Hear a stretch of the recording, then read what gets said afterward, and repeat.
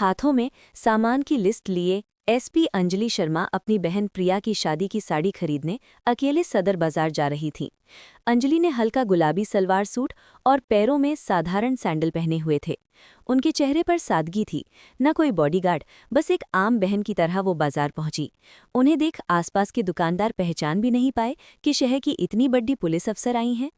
तभी अंजलि की नज़र सेठ सिल्क हाउस नाम की उसी पुरानी कपड़ों की दुकान पर गई जहां वो पहले भी कई बार बिना सिक्योरिटी के चोरी छिपे आ चुकी थी। एसपी अंजलि धीरे धीरे दुकान में दाखिल हुई। दुकान बड़ी नहीं थी, लेकिन चारों तरफ रंग बिरंगी साड़ियों के थान सजे थे। काउंटर पर दुकान का मालिक सुरेश सेठ हिसाब किताब में उलझा था और करीब 22 साल का एक लड़का राजू ग्राहकों को साड़ियां दिखा रहा था। अंजलि को आते देख किसी ने खास ध्यान नहीं दिया, सबको लगा कोई आम ग्राहक होगी। वो काउंटर के पास जाकर खड़ी हो गई और राजू से बोली, भैया, मेरी बहन की शादी है, उसके लिए एक बहुत अच्छी साड़ी चाहिए, कुछ बढ़िया डिज़ाइन दिखाएं। राजू ने बेमन से कुछ साड़ियां काउंटर पर फैला दी। अंजलि एक एक साड़ी को उठाकर गौर से देखने लगी। उन्हें कभी रंग पसंद नहीं आता तो कभी बॉर्डर। उन्होंने एक साड़ी को देखकर कहा, ये रंग बहुत हल्का है, प्रिया पर खिलेगा नहीं, इसका प्रिंट बेकार है, साड़ी के हिसाब से जचेगा नहीं।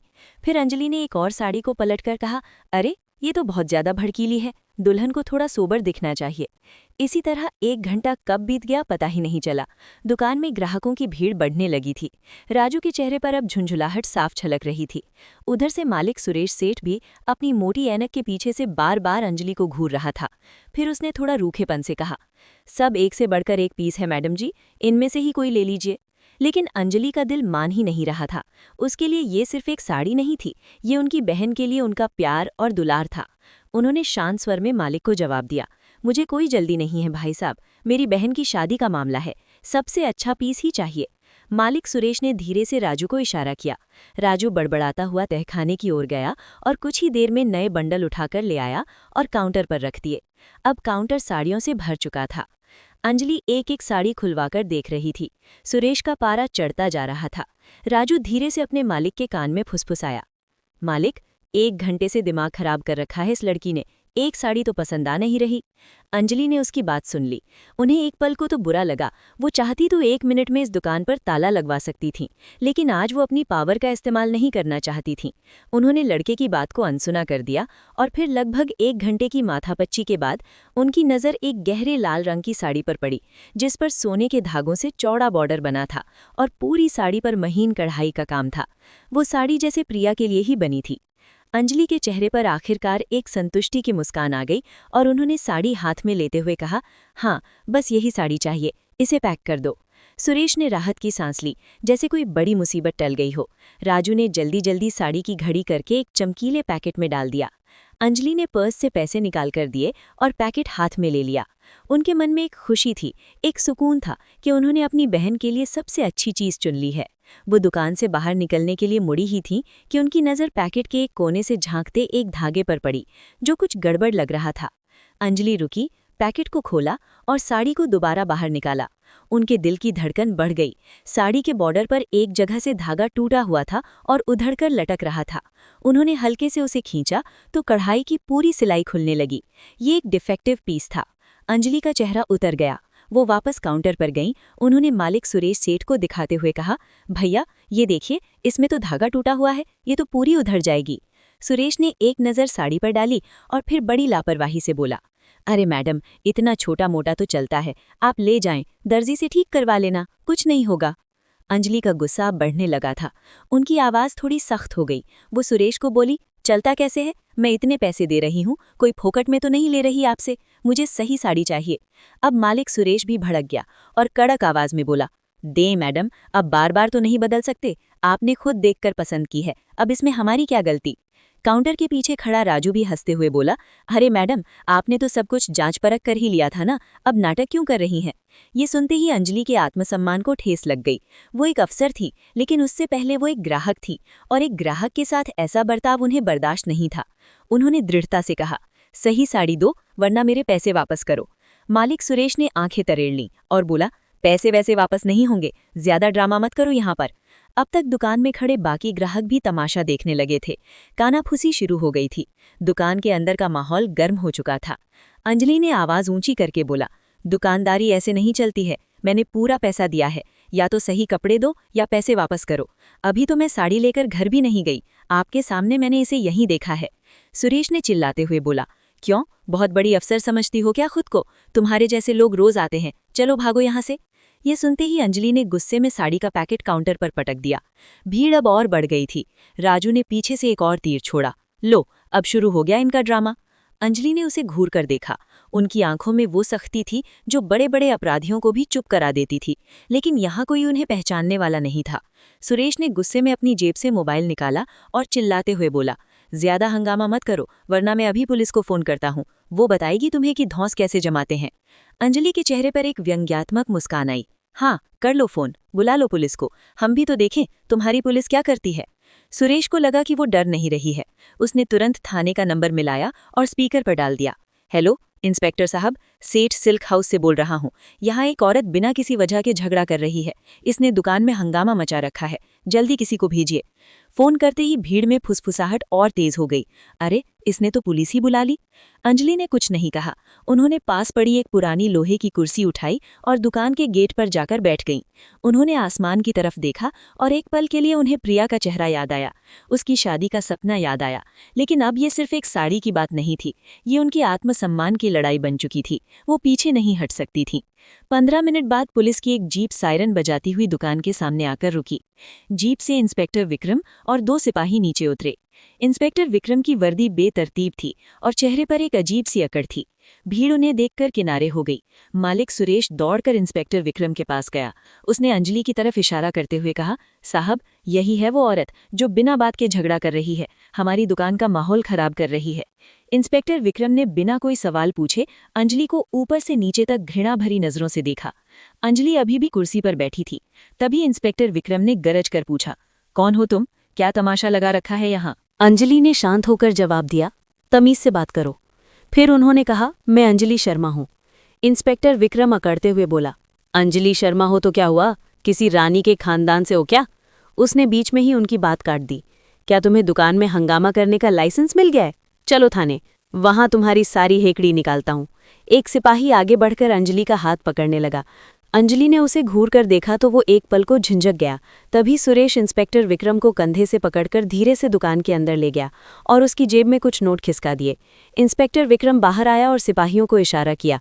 इस बार दोनों सिपाहियों ने आगे बढ़कर अंजलि की दोनों बाहें मजबूती से पकड़ ली। अंजलि चौंक गई। ये क्या बदतमीजी है, मेरी बात तो सुनो। लेकिन इंस्पेक्टर विक्रम ने अनसुना कर दिया और उन्हें जीप में लगभग धकेल दिया गया। एएसपी अंजलि शर्मा की इज्जत को थाने के रास्ते पर घसीटा जा रहा था। पुलिस की जीप थाने के गेट पर आकर रुकी। इंस्पेक्टर विक्रम ने उन्हें धक्का देते हुए कहा, ले चलो थाने के अंदर। थाने में अंदर एक हेड कांस्टेबल फाइलें पलट रहा था। इंस्पेक्टर विक्रम ने घमंड से कहा, इसे हवालात में डालो, सारी गर्मी निकल जाएगी। अंजलि ने एक आखिरी बार कोशिश की, मैं एएसपी अंजलि शर्मा हूं, लेकिन किसी ने नहीं सुनी। उन्हें सीलन भरी हवालात में बंद कर दिया गया। इंस्पेक्टर विक्रम ने बाहर से ताला लगाया और जोर से हंसकर बोला, अब बनो अफसर। तभी उसी थाने में हवालात के बाहर लकड़ी की एक पुरानी कुर्सी पर एक दूसरा पुलिस वाला बैठा था, सब इंस्पेक्टर रोहन वर्मा। वो ईमानदार और तेज माना जाता था। उसने फाइल से नजर हटाई और हवालात के अंदर झांका। अंदर बैठी महिला के चेहरे का तेज और हाव भाव देखकर उसका माथा ठनका। उसने पास खड़े सिपाही से पूछा, ये कौन है? सिपाही ने हंसते हुए पूरी कहानी बता दी, लेकिन रोहन की आंखें फटी की फटी रह गई। उसने तुरंत पहचान लिया, ये पूरे जिले की एएसपी अंजलि शर्मा है। वो सिपाही पर दहाड़ा, गेट खोल जल्दी, ये एसपी मैडम है। ये सुनते ही थाने में हड़कंप मच गया। रोहन ने ताला खोला और एएसपी अंजलि शर्मा को पूरी ताकत से सल्यूट ठोका।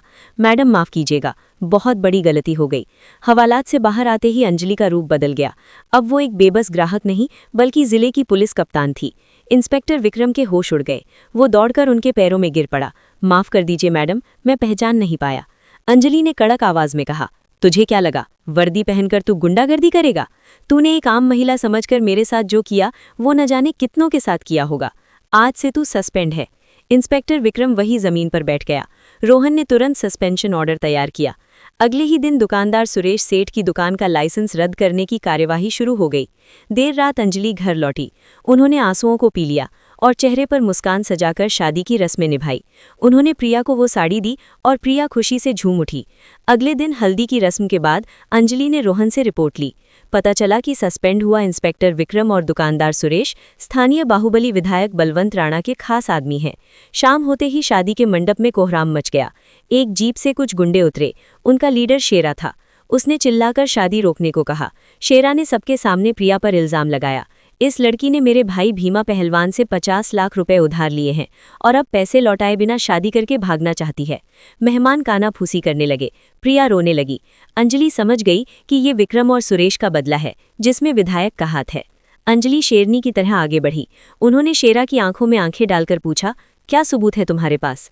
शेरा ने अपनी जेब से एक मुड़ा तोड़ा कागज निकाला और हवा में लहराते हुए बोला, ये रहा सबूत। इस पर तेरी बहन के दस्तखत हैं। 50 लाख का एग्रीमेंट है। पैसे दो वरना आज ये डोली नहीं जनाजा उठेगा। अंजलि ने झपटकर वो कागज उसके हाथ से छीन लिया। उसने एक नज़र कागज पर डाली और फिर जोर से हंसी। उसकी हंसी देखकर शेरा और उसके गुंडे भी सकपका गए। अंजलि ने कागज को सबके सामने लहराते हुए कहा, अनपढ़ गवारो, जालसाजी करना भी नहीं आता। इस एग्रीमेंट पर तारीख 30 फरवरी लिखी है और जिस स्टैम्प पेपर का तुम इस्तेमाल कर रहे हो वो सीरीज सरकार ने 6 महीने पहले ही बंद कर दी थी। शेरा का चेहरा पीला पड़ गया। वो हकलाया, ए ओए, ज्यादा वकालत मत झाड़, पैसे तो देने पड़ेंगे। अंजलि का चेहरा अब सख्त हो गया। उन्होंने एक कदम आगे बढ़ाया और शेरा के गाल पर एक जोरदार तमाचा रसीद किया। चटाक की आवाज़ पूरे मंडप में गूंज गई। वकालत नहीं, अब अदालत लगेगी। अंजलि ने गरजते हुए कहा, तुम्हें क्या लगा मैं सिर्फ तमाशा देखूंगी? मैं इस जिले की एएसपी अंजलि शर्मा हूं और ये मत भूलना कि मैं जानती थी कि तुम जैसे कीड़े जरूर रेंगते हुए आएंगे। तभी शादी के हॉल के चारों तरफ से सायरन की आवाजें आने लगी। सब इंस्पेक्टर रोहन वर्मा अपने साथ पूरी बटालियन और कमांडो फोर्स लेकर मंडप के अंदर दाखिल हुए। पुलिस ने चारों तरफ से गुंडों को घेर लिया। शेरा और उसके साथियों की बंदूकें धरी की धरी रह गई। अंजलि ने शेरा की कॉलर पकड़ी और उसे घसीटते हुए अपने परिवार के सामने लाई। रोहन, इन सबको हथकड़ी पहनाओ और हाँ, विधायक बलवंत राणा को भी खबर कर देना कि उसके पालतू गुंडे अब हवालात की रोटी तोड़ेंगे और अगर उसने इन्हें बचाने की कोशिश की तो अगला वारंट उसी के नाम का होगा। प्रिया और उसके ससुराल वाले, जो अभी तक डरे हुए थे, अब राहत की सांस ले रहे थे। मेहमानों ने तालियां बजानी शुरू कर दी। शेरा और उसके साथियों को पुलिस जीप में ठूंस दिया गया। माहौल शांत होने पर अंजलि ने अपनी बहन प्रिया के आंसू पूछे और माथे को चूमा। मेरी गुड़िया, जब तक तेरी ये दीदी है, तेरी खुशियों के बीच कोई नहीं आ सकता। जा, फेरे ले। शहनाई फिर से बज उठी। मंडप में मंत्रोच्चार गूंजने लगे। अंजलि एक कोने में खड़ी होकर सब देख रही थी। उनकी वर्दी भले ही घर पर थी, लेकिन उनका कर्तव्य हर पल उनके साथ था। उन्होंने साबित कर दिया था कि एक औरत की कोमलता और एक पुलिस अफसर की सख्ती जब मिलती है तो बड़ी से बड़ी मुसीबत भी घुटने टेक देती है। दोस्तों, ये कहानी केवल मनोरंजन और शिक्षा के उद्देश्य से बनाई गई है। इसमें दिखाए गए सभी पात्र, घटनाएं और संवाद काल्पनिक हैं। किसी भी वास्तविक व्यक्ति, संस्था या घटना से इनका कोई संबंध नहीं है। कृपया इसे केवल कहानी के रूप में देखें और इसका आनंद लें। हम किसी की भावनाओं को ठेस पहुंचाना नहीं चाहते। अगर कहानी अच्छी लगी हो तो प्लीज़ हमारे चैनल द बुंदेलखंड हिस्ट्री को सब्सक्राइब और वीडियो को एक लाइक ज़रूर करें। धन्यवाद।